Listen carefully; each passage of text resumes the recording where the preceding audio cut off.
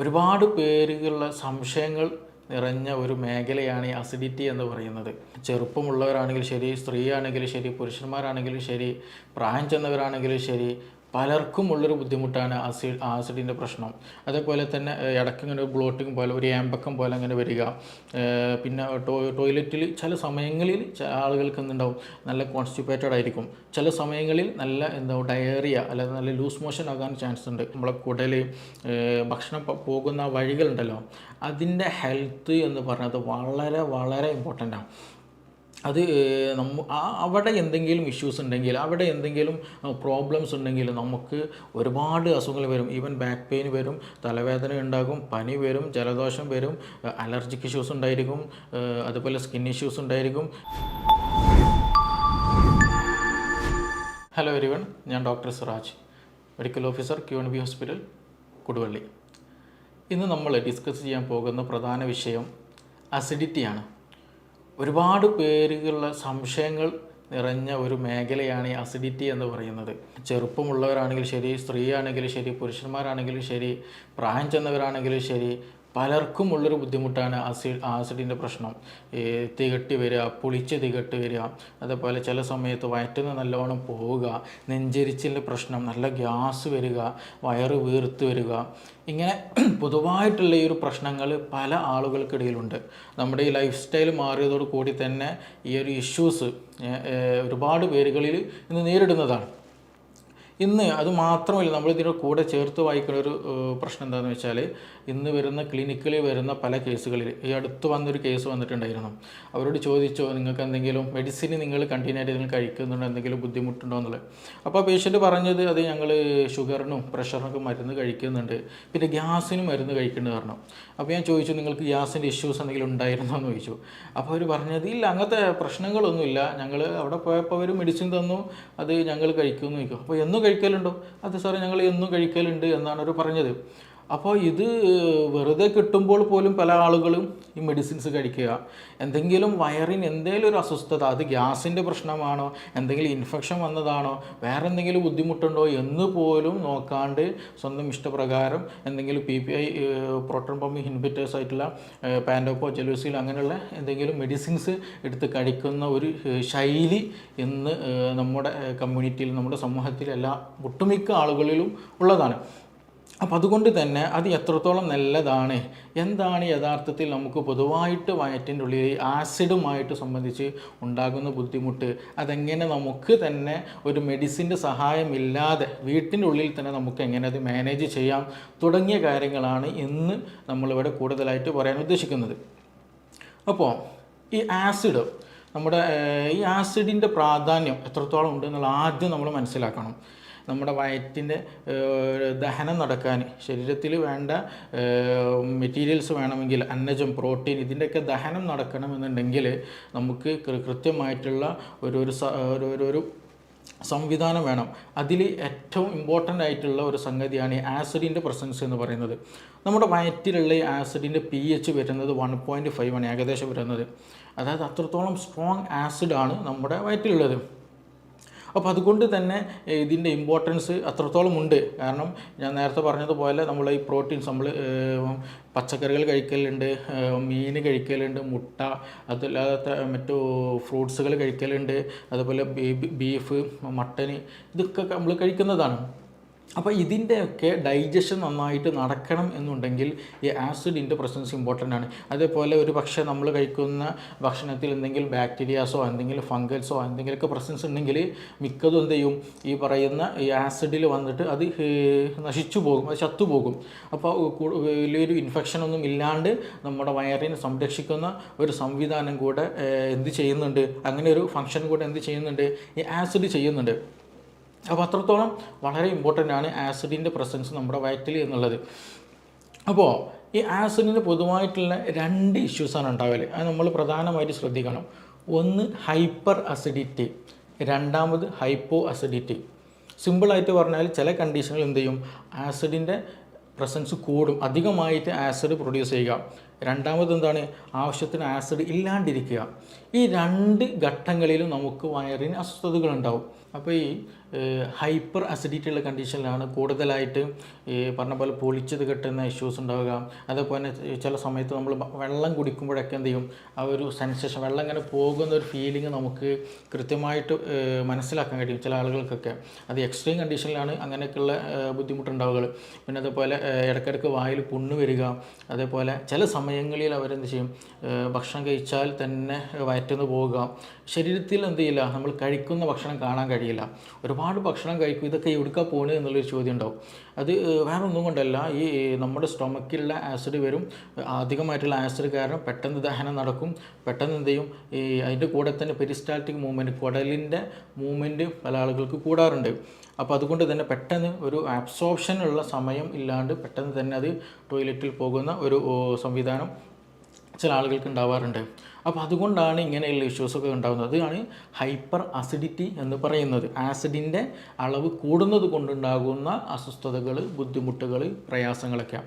രണ്ടാമത്തേതാണ് hypo acidity എന്ന് പറയുന്നത്. അതായത് ആസിഡിൻ്റെ അളവ് വേണ്ട വിധേനം ഇല്ലാണ്ട് കുറവ് വരുന്ന ഒരു സാഹചര്യം. ഇതിനൊക്കെ ഉണ്ടാകാൻ ഒരു പ്രധാന കാരണമായിട്ട് പറയുന്ന ഒന്ന് രണ്ട് വിഷയങ്ങളുണ്ട്. ഒന്ന് അത് സ്ട്രെസ്സാണ്. ടെൻഷൻ ഉണ്ടെങ്കിൽ എന്ത് ചെയ്യും, ഈ പറഞ്ഞ പോലെ ആസിഡിൻ്റെ പ്രസൻസ് കൂടും. ടെൻഷന് എന്തെങ്കിലും കൂടുതലായിട്ട് ചിന്തിച്ചിരിക്കുക, ബേജാറ് കൂടുക, ആൻസൈറ്റി വരിക, അങ്ങനെ വരുമ്പോൾ എന്ത് ചെയ്യും, ആസിഡിൻ്റെ പ്രൊഡക്ഷൻ കൂടും.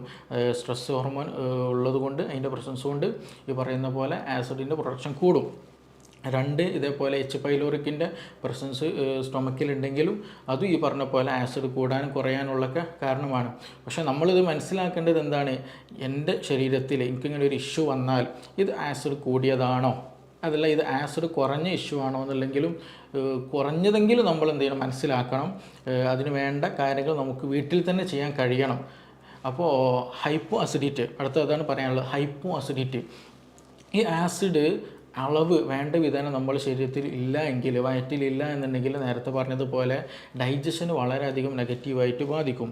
ഈ പ്രത്യേകിച്ച് പ്രോട്ടീൻ്റെ ഡൈജഷനൊന്നും നടക്കാൻ സാധ്യമല്ല. ദഹനം നടക്കാത്തത് കൊണ്ട് തന്നെ ഭക്ഷണം കഴിച്ചു കഴിഞ്ഞാൽ ഒരു ഹെവിനെസ് ഫീൽ, വയറെന്തോ ഒരു വീർത്ത പോലെ, ഒരു കനം പിടിച്ച പോലെ ഒരു ഫീലിംഗ് ഉണ്ടായിരിക്കും. അതേപോലെ തന്നെ ഇടയ്ക്കിങ്ങനെ ഒരു ബ്ലോട്ടിങ് പോലെ, ഒരു ഏമ്പക്കം പോലെ അങ്ങനെ വരിക. പിന്നെ ടോയ്ലറ്റിൽ ചില സമയങ്ങളിൽ ആളുകൾക്ക് എന്തുണ്ടാവും, നല്ല കോൺസ്റ്റിപ്പേറ്റഡ് ആയിരിക്കും. ചില സമയങ്ങളിൽ നല്ല ഡയറിയ അല്ലെങ്കിൽ നല്ല ലൂസ് മോഷൻ ആകാൻ ചാൻസ് ഉണ്ട്. അതെന്താ അങ്ങനെ വരണമെന്ന് ചോദിച്ചാൽ, ഞാൻ നേരത്തെ പറഞ്ഞല്ലോ, നമ്മൾ ഡൈജഷൻ ശരിക്കും നടക്കുന്നില്ല. ഡൈജഷൻ ശരിക്കും നടക്കാത്തത് കൊണ്ട് അൺഡൈജസ്റ്റഡ് ആയിട്ടുള്ള ഫുഡാണ് സ്റ്റൊമക്കിൽ നിന്ന് പിന്നീട് സ്മോൾ ഇൻറ്റെസ്റ്റൈനിലേക്കൊക്കെ, ലാർജ് ഇൻറ്റെസ്റ്റൈനിലേക്ക്, കുടലിലേക്ക് ഇങ്ങനെ വരുന്നത്. അപ്പോൾ അവിടെയൊക്കെ ചെറുതായിട്ടുള്ള ഒരുപാട് ഗട്ട് ബാക്ടീരിയാസ് ഉണ്ട്. ഈ ബാക്ടീരിയ എന്ത് ചെയ്യും, അതിമേ ഇങ്ങനെ വർക്ക് ചെയ്യുമ്പോൾ അവിടെയുള്ള അത് ശരിക്കും ഡൈജസ്റ്റഡ് ആകാത്തത് കൊണ്ട് തന്നെ അവിടെ ഒരു റൊട്ടനായിട്ട് ഒരു ചീഞ്ഞു പോകുന്ന ഒരു സിറ്റുവേഷൻ അവിടെ ഉണ്ടാകും. അപ്പോൾ അങ്ങനെ വരുമ്പോൾ എന്ത് ചെയ്യും, ചിലപ്പോൾ ചില ആളുകൾക്ക് നല്ല അബ്ഡോമിനൽ പെയിനാണ്, നല്ല വയറുവേദന ഉണ്ടാകും. പിന്നെ അതുപോലെ കീഴുവായി പോകുന്ന സമയത്ത് ഭയങ്കര സ്മെല്ല് വളരെയധികം ഉണ്ടായിരിക്കും. പിന്നെ അതിങ്ങനെ ഇടയ്ക്കിടയ്ക്ക് വന്നുകൊണ്ടേയിരിക്കും. അതൊക്കെയാണ് ഈ പറയുന്ന പോലെ ഹൈപ്പോ അസിഡിറ്റി കാരണം നമ്മുടെ വയറിനുണ്ടാകുന്ന അസ്വസ്ഥതകൾ പ്രധാനമായിട്ടുള്ളത്. വയറുവേദന ഉണ്ടാവുക, കീഴ്വാഴ് കൂടുതലായിട്ട് ഇങ്ങനെ പോകുക, അത് നല്ല സ്മെല്ലുള്ള ഒരു കീഴ്വാഴ് വൈക്കും ഉണ്ടാവുക. പിന്നെ അതുപോലെ നല്ല വയറൊക്കെ വീർത്ത ഒരു ഫീലിംഗ് ആയിരിക്കും ഉണ്ടാവുക. അപ്പോൾ ഇതാണ് കൂടുതലായിട്ടും ഹൈപ്പോ അസിഡിറ്റിയുടെ കേസിൽ ഉണ്ടാകാറുള്ളത്. അതുകൊണ്ട് തന്നെ ചില ഈ റൊട്ടനാവില്ല, ഞാൻ പറഞ്ഞല്ലോ, കുടലിൽ വെച്ചിട്ട് ബാക്ടീരിയ അതും എന്ത് ചെയ്യും, കൂടുതൽ മൾട്ടിപ്പിൾ ചെയ്യും. അതിൻ്റേതായിട്ടുള്ള പ്രവർത്തനങ്ങൾ നടക്കുമ്പോൾ അതിന് ബാഡ് സ്മെല്ല് വരും. അതേപോലെ തന്നെ ചിലപ്പോൾ ഒരു ഇൻഫെക്ഷനും അതേപോലെ കോൺസ്റ്റിപ്പേഷൻ ആകാൻ ചാൻസ് ഉണ്ട്. അതേപോലെ നേരത്തെ പറഞ്ഞ പോലെ വയറ്റിൽ നിന്ന് കൂടുതലായിട്ട് ലൂസായിട്ട് സ്റ്റൂള് പോകാനും സാധ്യതയുണ്ട്. അതാണ് ഹൈപ്പോ അസിഡിറ്റിയിൽ കൂടുതലായിട്ടുണ്ടാകും.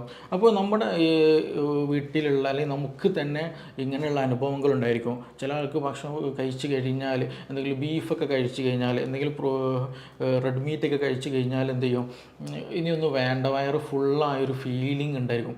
നേരെ ചില ആളുകളുണ്ടാകും, എന്ത് കഴിച്ചാലും എന്ത് ചെയ്യും, വീണ്ടും വിശപ്പ് തോന്നും, വീണ്ടും പിന്നെ കഴിക്കാനുള്ള ടെൻഡൻസി ഉണ്ടായിരിക്കും.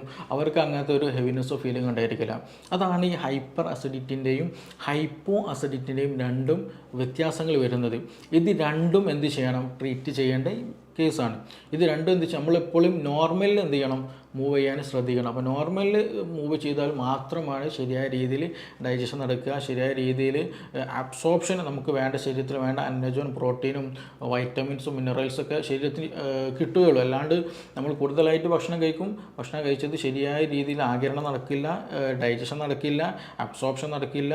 അപ്പോൾ നമുക്ക് വേണ്ട സാധനങ്ങളൊന്നും ബോഡിക്ക് അബ്സോർബ് ചെയ്യാൻ പറ്റാത്തത് കൊണ്ട് അതെന്ത് ചെയ്യും, നമ്മുടെ ശരീരത്തിൽ പിടിക്കില്ല. അങ്ങനെയൊക്കെ ഇഷ്യൂസ് ഇതുമായി ബന്ധപ്പെട്ട് ഉള്ളതാണ്. അപ്പോൾ അതുകൊണ്ട് തന്നെ ഇതിൽ നമ്മൾ പ്രധാനമായിട്ട് ശ്രദ്ധിക്കേണ്ടത്, ഒന്ന് ഹൈപ്പർ അസിഡിറ്റി ഉള്ളവർക്ക് കൂടുതലായിട്ടുള്ള പ്രശ്നമാണ് സ്ട്രെസ് ഉണ്ടാവുക, ടെൻഷൻ ഉണ്ടാവുക, ബേജാറുണ്ടാവുക എന്നുള്ളത്.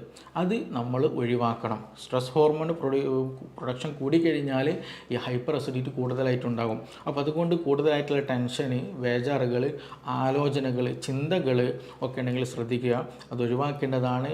മറ്റൊന്ന്, ഉറക്കമില്ലാത്ത അവസ്ഥ ഉണ്ടെങ്കിൽ, ഉറക്കം വളരെ കുറവാണ്, അങ്ങനെ എന്തെങ്കിലും ബുദ്ധിമുട്ടുണ്ടെങ്കിൽ അതും വളരെ ശ്രദ്ധിക്കേണ്ടതാണ്.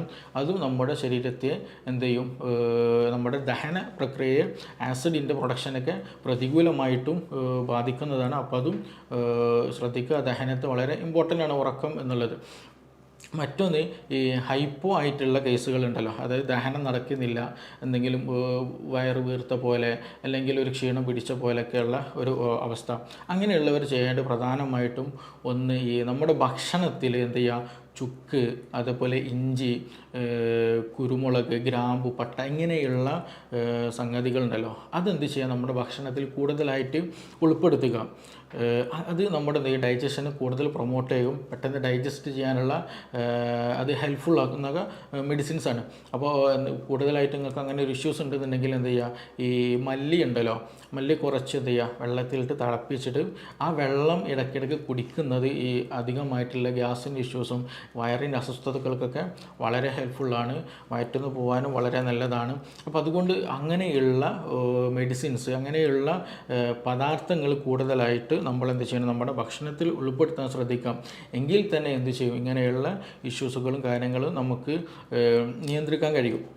ഇനി അതൊന്നുമല്ല, വേറെ എന്തെങ്കിലും ബുദ്ധിമുട്ടുകൾ കൂടെ, ചില ആളുകൾക്ക് എന്ത് ചെയ്യും, ഭയങ്കര പെയിൻഫുള്ളാവും. ഭക്ഷണം കഴിക്കുന്ന സമയത്ത് നല്ല പെയിൻ ഉണ്ടായിരിക്കും. ചില ആളുകൾക്ക് ഭക്ഷണം കഴിഞ്ഞ് ഒരു അരമണിക്കൂർ കഴിഞ്ഞാൽ അല്ലെങ്കിൽ ഒരു 20 മിനിറ്റ് കഴിഞ്ഞാൽ നല്ല വയറുവേദന വരാറുണ്ട്, ചില ആൾക്ക് നല്ല ഛർദ്ദിക്കാൻ വരാറുണ്ട്. അപ്പോൾ അങ്ങനെയുള്ള കേസുകളിൽ അത് നിർബന്ധമായിട്ടും നമ്മൾ പ്രത്യേകം ഡോക്ടറെ കണ്ടിട്ട് അത് എന്താണ് എന്നുള്ളത് പഠിക്കുക തന്നെ ചെയ്യണം. അത് വേറെ എന്തെങ്കിലും മൈഗ്രെയിൻ്റെ ഇഷ്യൂസ് ഉണ്ടോ, ഇനി അതല്ല വേറെ അൾസറിൻ്റെ പ്രശ്നമുണ്ടോ, IBSൻ്റെ സിംറ്റം ഉണ്ടോ, IBD, ഇങ്ങനെയുള്ള, അതായത് നമ്മുടെ GI ട്രാക്ക്, അത് ഭക്ഷണം പോകുന്ന പാത്വേ ഉണ്ടല്ലോ, ഈ ഈസോഫാഗസ്, അതായത് ഇവിടെ നിന്ന് വരുന്ന ആ ഈസോഫാഗസ്, സ്റ്റൊമക്ക്, വയറ്, പിന്നെ സ്മോൾ ഇൻറ്റസ്റ്റൈൻ, ലാർജ് ഇൻറ്റസ്റ്റൈൻ, അങ്ങനെയുള്ള ആ ഒരു പാത്വേയിൽ എന്തെങ്കിലും ഇൻഫെക്ഷൻസ് ഉണ്ടോ, അവിടെ എന്തെങ്കിലും അതിന് സ്ഫിങ്ക്റ്റേഴ്സ് ഉണ്ട്, അതായത് ഭക്ഷണം ഒരു വൺ ഡയറക്ഷനിൽ പോകാൻ വേണ്ടി ഹെൽപ്പ് ചെയ്യുന്ന സ്ഫിങ്ക്റ്ററായിട്ട് ആക്ട് ചെയ്യുന്ന ഏരിയകളുണ്ട്. അപ്പോൾ അവിടെ എന്തെങ്കിലും പ്രശ്നങ്ങളുണ്ടോ, അപ്പോൾ അത് കറക്റ്റ് മനസ്സിലാക്കിയിട്ട് അതിന് വേണ്ട രീതിയിലുള്ള ട്രീറ്റ്മെൻറ്റ് വളരെ ഇമ്പോർട്ടൻ്റ് ആണ്. നമ്മൾ ആദ്യം മനസ്സിലാക്കണം, ഈ സ്റ്റൊമക്ക് എന്ന് പറയുന്നത്, അതായത് സ്റ്റൊമക്ക്, നമ്മളെ കുടൽ, ഭക്ഷണം പോകുന്ന വഴികളുണ്ടല്ലോ, അതിൻ്റെ ഹെൽത്ത് എന്ന് പറയുന്നത് വളരെ വളരെ ഇമ്പോർട്ടൻ്റാണ്. അത് അവിടെ എന്തെങ്കിലും ഇഷ്യൂസ് ഉണ്ടെങ്കിൽ, അവിടെ എന്തെങ്കിലും പ്രോബ്ലംസ് ഉണ്ടെങ്കിൽ നമുക്ക് ഒരുപാട് അസുഖങ്ങൾ വരും. ഈവൻ ബാക്ക് പെയിൻ വരും, തലവേദന ഉണ്ടാകും, പനി വരും, ജലദോഷം വരും, അലർജിക് ഇഷ്യൂസ് ഉണ്ടായിരിക്കും, അതുപോലെ സ്കിൻ ഇഷ്യൂസ് ഉണ്ടായിരിക്കും, സെക്ഷൽ ഇഷ്യൂസ് ഉണ്ടായിരിക്കും, അങ്ങനെയുള്ള പല ഇഷ്യൂസും ഉണ്ടായിരിക്കും. ഇനി അഥവാ നമ്മളൊരു മെഡിസിൻ കഴിച്ചാലോ ഈ അസുഖങ്ങൾക്ക് വേണ്ടിയിട്ട്, ആ മെഡിസിനും തന്നെ ശരിയായ രീതിയിൽ ദഹിച്ച് അബ്സോർപ്ഷൻ നടക്കണം എന്നുണ്ടെങ്കിൽ എന്ത് വേണം, ഈ GI ട്രാക്ക്, നമ്മുടെ സ്റ്റൊമക്ക്, വയറ്, കുടൽ, ഇതൊക്കെ എന്ത് ചെയ്യണം, ഹെൽത്തി ആയിരിക്കണം. ഇല്ലെങ്കിൽ എന്ത് ചെയ്യില്ല, അത് ശരിക്കും ഡൈജഷൻ നടക്കില്ല, ശരിയായ രീതിയിൽ അബ്സോർപ്ഷൻ നടക്കില്ല, ആ മെഡിസിൻ ശരീരത്തിൽ പിടിക്കില്ല. അപ്പോൾ അതുകൊണ്ട് ഈ ഒരു പാത്വേ, നമ്മുടെ ഭക്ഷണം കഴിക്കുന്ന അല്ലെങ്കിൽ ഭക്ഷണം കടന്നു പോകുന്ന സ്ഥലം എന്നുള്ളത് വളരെ വളരെ ഇമ്പോർട്ടൻ്റ് ആണ്. അത് നിർബന്ധമായിട്ടും നമ്മൾ എന്താ ചെയ്യണം, ഹെൽത്തി ആയി കൊണ്ടുപോകാൻ വളരെയധികം ശ്രദ്ധിക്കുക. എന്തെങ്കിലും ബുദ്ധിമുട്ട് കൂടുതലായിട്ട് തോന്നുന്നുണ്ടെങ്കിൽ നിർബന്ധമായിട്ടും ഒരു ഡോക്ടറെ കണ്ടിട്ട് അതിന് വേണ്ട നിർദ്ദേശങ്ങൾ സ്വീകരിക്കണം. അല്ലാണ്ട് സ്വന്തം ഇഷ്ടപ്രകാരം, സ്വന്തം തീരുമാനപ്രകാരം ഒരിക്കലും എന്ത് ചെയ്യരുത്, നമ്മൾ മെഡിസിൻ കഴിക്കരുത്. അത് നിർബന്ധമായിട്ടും നമ്മൾ ശ്രദ്ധിക്കേണ്ടതാണ്. നമുക്കിനി മറ്റൊരു വിഷയവുമായിട്ട് വേറൊരു സമയത്ത് വീണ്ടും കാണാം.